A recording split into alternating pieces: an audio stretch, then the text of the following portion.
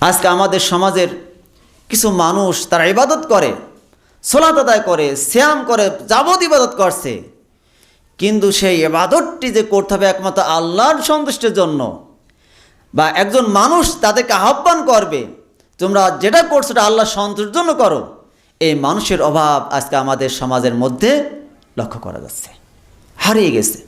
যার জন্য মানুষ যেটা যেটা পাচ্ছে, যেখান থেকে পাচ্ছে সেখান থেকে সেটা গ্রহণ করে ইবাদত শুরু করে দিচ্ছে। আজকে আমাদের সমাজের ধর্ম নিয়ে দলমতের কোনো সীমানায় নেই, অনেক দূরে চলে আসছে। কেন? এর কারণ হলো যে এক একটা মানুষ এক এক দিকে মানুষকে আহ্বান করছে।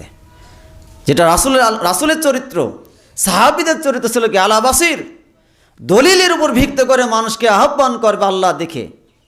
কিন্তু যখন এই দলিলকে ছেড়ে দিয়ে মানুষকে আহ্বান করবে বিভিন্ন দল মতের দিকে, তখন মানুষ সমাজের ভিতরে ভাগ আর ভাগ হতেই থাকবে, যেটা আমরা সমাজের বাস্তবতা দেখছি। এজন্য আমাদের সমাজে এমন মানুষ হতে হবে যারা স্রেফ আল্লাহ সন্তুষ্টির জন্য আল্লাহ দিকে মানুষকে আহ্বান করবে।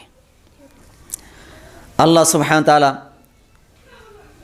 ধর্ম প্রচার না করার কারণে আজকে আমাদের সমাজের মধ্যে ধর্ম নিরপেক্ষতাবাদ চলে এসেছে, আমাদের সমাজের মধ্যে জাতীয়তাবাদ চলে এসেছে, আমাদের সমাজের মধ্যে আধুনিকতার দোহাই দিয়ে মানুষকে ধর্ম থেকে অনেক দূরে নিয়ে চলে যাচ্ছে, শুধুমাত্র ধর্ম প্রচার না থাকার কারণে।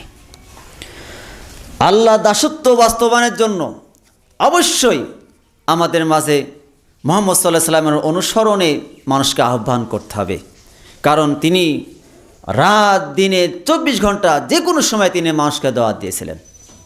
আমরা জানি যে নূহ আলাইহিস সালাম ঘটনা আল্লাহ তাআলা কোরআনের মধ্যে উল্লেখ করেছেন, তিনি তার জাতিকে কিভাবে দাওয়াত দিয়েছিলেন, কতটা নিজেকে নিয়ন্ত্রণ করে দাওয়াত দিয়েছেন।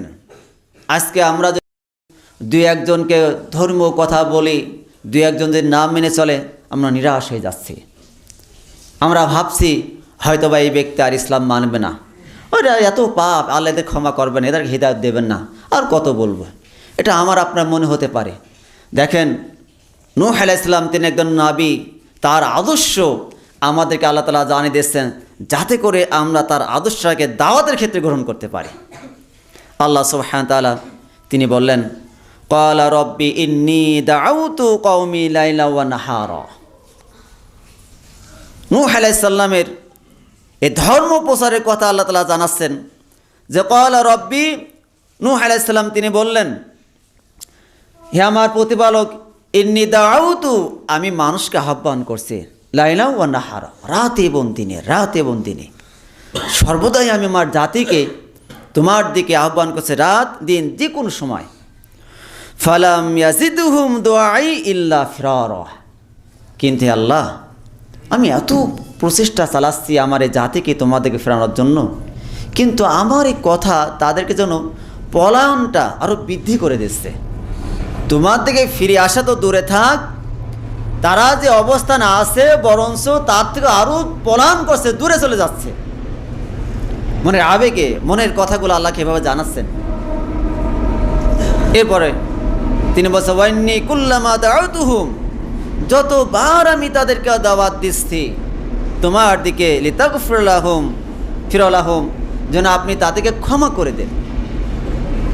আপনি যাতে তাদের ক্ষমা করে দেন, এজন্য বারবার তাদেরকে দাওয়াত দিচ্ছি। জাআলু আসাবিআহুম ফি আযানিহিম, কিন্তু এই দাওয়াত তাদের দুই আঙ্গুল দুই কানের ভিতর শুধু প্রবেশ করে দিচ্ছে, মানে আর শুনতেই চাচ্ছে না। দেন কেমন একজন দাওয়াতের ময়দান, যে মানুষ কি রাতে দিনে এমনভাবে দাওয়াত দিতে দিতে শেষে মানুষ তার কথা না শোনার জন্য তারই সামনে কানের মধ্যে আঙুল দিয়ে দিচ্ছে। তারপরও নূহ আলাইহিস সালাম তিনি কথা বলতে যেয়ে থেমে যাচ্ছেন না। তিনি ভাবছেন হয়তো একটু যদি শোনেন, হয়তো একটু যদি তার পরিবর্তন ঘটে, আল্লাহ যাতে তা ক্ষমা করে দেয়, যাতে জাহান্নামে না যায়। তাহলে মানুষের প্রতি কত দয়া নবী রাসূলের, যে এত পরিমাণ তার বিরোধিতা করছে, তার কথা না শোনার জন্য কানের ভিতরে আঙুল প্রবেশ করে দিয়েছে, তারপরেও তিনি কথা চালিয়ে দিচ্ছেন দাওয়াতের ময়দানে। আমাদের সামনে যদি কেউ এমন করে, কথা শোনাতে যাইতে কথা আঙুল ঢোকায় দেয়, মনে হয় না যে আমরা কোনোদিন তাকে শোনাবো, বলেই ফেলবো এই ব্যক্তিটার অন্তর এখন মোহর মেরে দিয়েছে আল্লাহ, এ বলে আর কোনো লাভ হবে না, ও যাচ্ছে যাক। এটা সাধারণত আমরা বলেই ফেলতে পারি, কিন্তু নবী রাসূলের চরিত্র এমন ছিল না। কত দয়ালু, কত দয়া মানুষের প্রতি তারা দেখিয়েছেন। এরপরে তিনি বলছেন ওয়াস্তাগশাউ সিয়াবাহুম, এমনকি তারা কাপড় দিয়ে মুখটা ঢেকে ফেললে যাতে চিনতে না পারে। নূহ আলাইহিস সালামকে যেই দেখেছে যে কোনো একজন ব্যক্তি আছে যে উনি আসছেন, তো উনি তো ধরেই নিয়েছেন যাক আমার সামনে যখন পড়ে গেছিল আমার সাথে সে আলোচনা করে দেবে, আমাকে আল্লাহ দিকে আহ্বান করবে, সে নসিহত করবে, উপদেশ দেবে, ভালো কাজের কথা বলবে, অন্যায় কাজ নিষেধ করবে, যাতে আমাকে চিনতে না পারে দূর থেকে কাপড় দিয়ে মুখটা ঢেকে চলে যাওয়ার চেষ্টা করছে। তারপরও নূহ আলাইহিস সালাম তাদেরকেও ডাক দিয়ে তাদেরকে শোনাচ্ছেন। আল্লাহ তাআলা এই কথাগুলো নূহ আলাইহিস সালাম এই কথাগুলো আল্লাহর কাছে পেশ করছেন। কেন? 950 বছরে দাওয়াতে কাজ করে, 950 বছর, তার মাত্র কয়েকজন অনুসারী, আর বাকি কেউ নাই। মনের কষ্টে আল্লাহকে এই কথাগুলো জানাচ্ছেন। 950 বছর পরে, যে 2-1 বছর না, 950 বছর পরে যে তিনি বলছেন। এরপরে ওয়াসারু, এবং তারা অধ্যত্ত শুরু করেন, মানে বেয়াড়া হয়ে যা, তাকে বাংলা ভাষা বলা হয়।